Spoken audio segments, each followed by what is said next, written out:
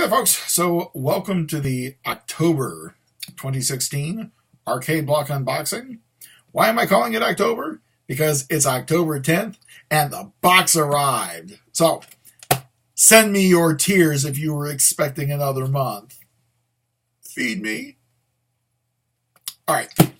So, last month, oh my God, our arcade block was just astonishing. So many cool things, one intentional, one random, but the bar is set so high. I know there's no way, especially being a Nerd Block product. It's just a matter of time. This is going to be like the all Funko vinyl figures arcade block or something. The awesome karma that I got last month is just way too much to sustain. So I am going into this knowing that there's no way they're going to be able to touch last month's box, at least not for a while. So let's go ahead and see. Just moderate expectations. Let's see what we've got in here. And I see a T-shirt. The T-shirt is kind of looking cool so far. Oh well. Okay. Hold that thought. Did I say they weren't going to be able to just belay that? So the first thing that we got here, something that I can absolutely use in my home because I never seem to have enough of these, especially since my partners like to co-opt them, and when I need one is never around. So Tim and Drew, if you're watching this right now, and at least Drew, I know you are, send the message. I am reserving these for my personal use. These are not to be used on your things. Do not take them. Do not touch them. Do not co-op them. Mine, mine, mine, mine, mine. So they've taken and just everything about this. Yes, you guys, this is awesome. So obviously it's modeled after Super Mario Brothers. We've got the flower, we've got the star, we've got the mushroom, but a couple things. So, they can't obviously use the Mario Brothers branding. However, they can use the Mario Brothers font, super chip clips, and for the packaging, they can make it look like a pipe. I mean, just goddamn, yes. Whoever's in charge of creative on Arcade Block, welcome back. So, again, they're chip clips, but they're kind of cool. They're kind of quirky. I use these things obviously for bags of crisps, but I also use them for like bags of lettuce. If you get that prepackaged salad stuff, that if you leave it exposed to air for anything more than a day, the lettuce is going to start to wilt, and as it wilt, it gives up water. As it gives up more water, it's just going to destroy the bag. So what I was trying to do is get as much of the air out, fold it over a couple times, and then seal it. And I'm telling you, the pressure on these, ow, man, that almost hurts. Just, oh my God, yes, Arcade Block. Fan-bloody-tastic. So, attempt 1, score 1. Now, I'm not going to get to the next thing. So I saw what the next thing was. I'm going to save that for last, but we'll kind of dive in here. This is okay, I guess. Like I said, my comic guy told me he no longer will buy these things from me, so I don't know if I'm gonna Arcade Block or eBay this or what. But it's an Assassin's Creed mini blocks, mega blocks. It says 36 pieces, so I'm assuming there's a figure and a little weapon stand. Again, I'm not gonna open it and take it out of its package because I may throw this up on eBay. It says collector construction set, so I don't know to what degree they're collecting. But, yeah, so, not bad, but we'll see here. This Retro Video Game Magazine Replay Volume 1. So, kind of looking at this, I'm not exactly sure what to make of it. So my first thought was, it says Retro Video Game Magazine. So I'm kind of first thinking, maybe it's a reprint collection from EGM, GamePro, Nintendo Powers. If you're a gamer of a certain age, that is old.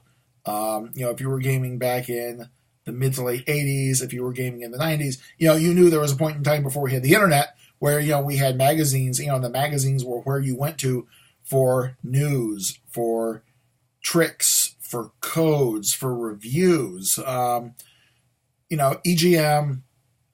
they kind of had their own, EGM, Electronic Gaming Monthly, they kind of had their own in-house rating systems. GamePro had their own editors and their own rating systems. Never really got into Nintendo Power. That one kind of dodged me over the years. But man, like every month, just when EGM and GamePro came out, those were the two that constantly I would get. So I'm not sure. So it looks like it's just like reviews. So it's okay. Retro Video Game Magazine. So it looks like it's a video game magazine on old retro stuff. I'm just kind of flipping through some of the things here. Fighter History 101, tracing the fighting canon to the current genre. So they start talking about the classics: Super Street Fighter 2 Turbo, Ultimate Mortal Kombat, King of Fighters 98. A little focusing on the Capcom. So kind of cool. Again, I've railed and railed and railed and railed. Okay, so here's like the art of Atari. If you're really old like me, you remember when Atari was kind of the 800-pound gorilla in gaming. Coleco couldn't touch them. Mattel couldn't touch them. The designers of the Odyssey system couldn't touch them, man. And, one of the cool things about the Atari games was, you knew what you were looking at based on the box art. And, Atari, man, they, unlike poor Capcom, man, I saw somebody do a review of the old Mega Man covers, just sorry. Atari actually kind of put some work into the art on their boxes. Here's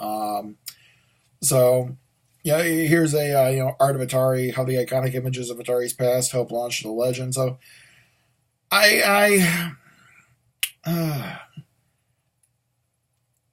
have railed against the inclusion of books and pulp. It's 2016, guys. And again, I'm not bitching. This is something, I would read and probably enjoy.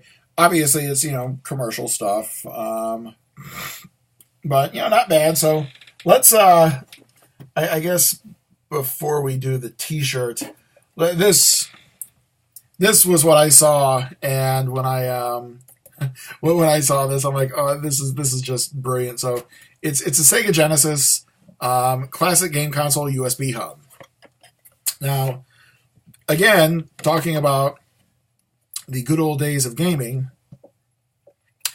if you are of a certain age, you can remember where, kind of like Marvel versus DC, if you were a gamer in the late 80s, you were in one of three camps. Either you were one of the players who came in with the NES, so you came in with the Nintendo Entertainment System. Oh my God, the parts moving everything. You came in with the old NES. You were, one of the Nintendo Entertainment System. So you came in with that 8-bit wave.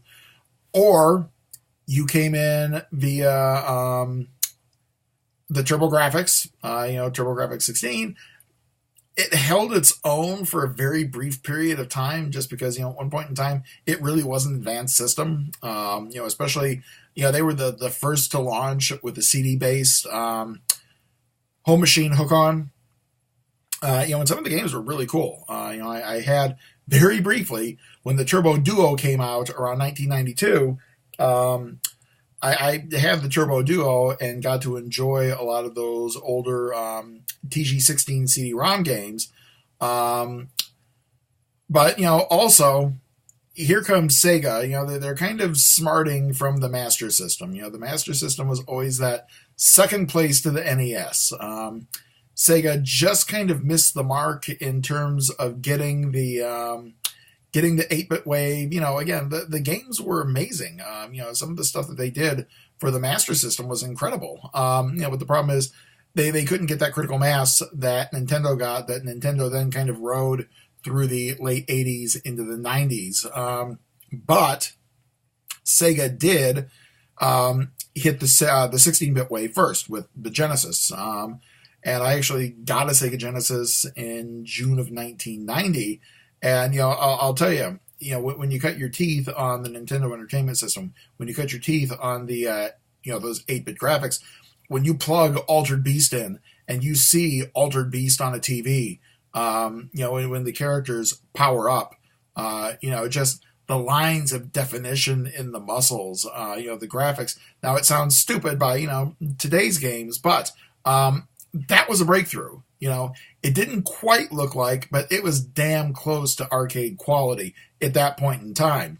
And then, you have the digitized voice. The game actually speaks and it sounds like that arcade quality. So I'm very, very giddy to see this. So what we have here is a 4-port USB adapter. I was actually looking, and I guess my one possible gripe, I'd have to kind of put it through its paces and see.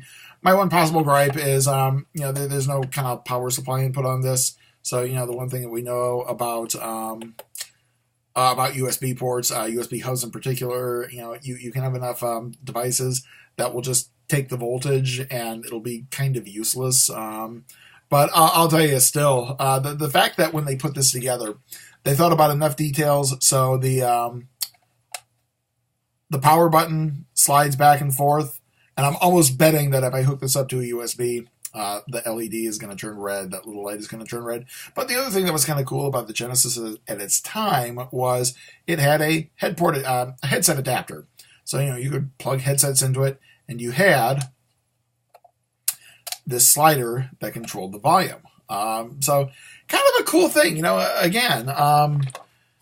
There's also apparently a sticker in there. We cannot forget the sticker. So,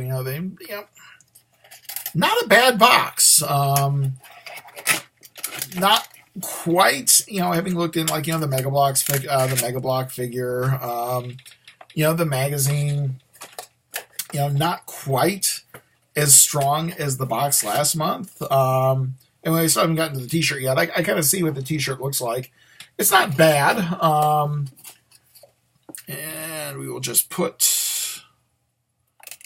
the t-shirt card over there so I don't forget. So as I kind of box everything back up, this was, it's just very cool to see this. I have USB things chained all over my desk at work, so this would be something, I would put on my desk, and I would have no qualms or embarrassment about doing it. Just because my coworkers have kind of come to expect that from me over the last year and a half now. So we've also got the Retro Gamer video game magazine, which kind of looks like it's just a reprint best of. We have the Assassin's Creed Mega Bloks figure. This was the other thing that I absolutely dug.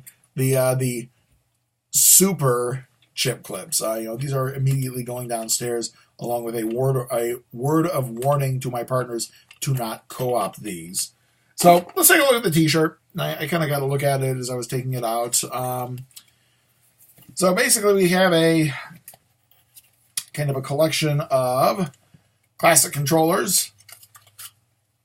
So just kind of taking a look from what I can see in the camera here.